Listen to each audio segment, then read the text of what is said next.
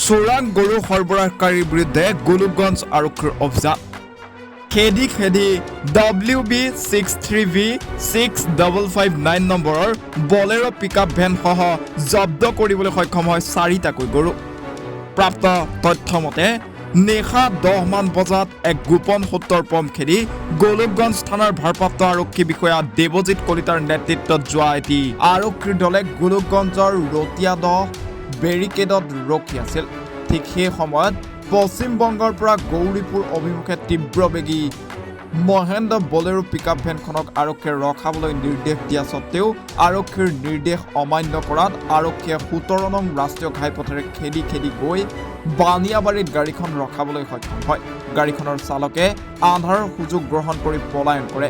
পিছত গাড়ীখনত তালাচী চলোৱাত গাড়ীখনৰ পৰা 4টাকৈ গৰু উদ্ধাৰ কৰিবলৈ সক্ষম হয় গোলোকগঞ্জ আৰক্ষী। মানে গাড়ীখন বেংগলৰ পৰা আহি আছে, অৱশ্যে ছাৰ টামাত মূৰত আছিল আৰু গাড়ীখন খেদি আহোঁতে বানিয়ামাৰীত গাড়ীখন যাব পৰা নাই, মানে গাড়ীখন ইয়াত মানে ৰখি মানে ড্ৰাইভাৰে পলাই গৈছে। গাড়ীখন ইয়াতে আছে, 4টা গৰু অফিচাৰে ধৰিছে।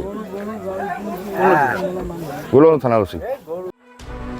Bureau report এনিভাৰত 24।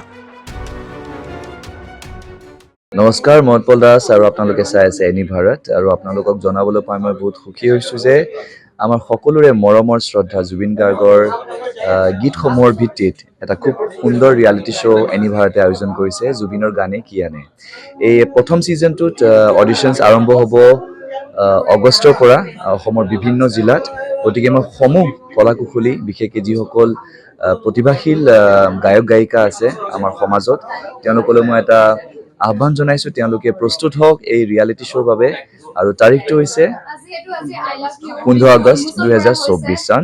এনি ভাৰতৰ অডিশ্যন জুবিনৰ গানে কি আনে।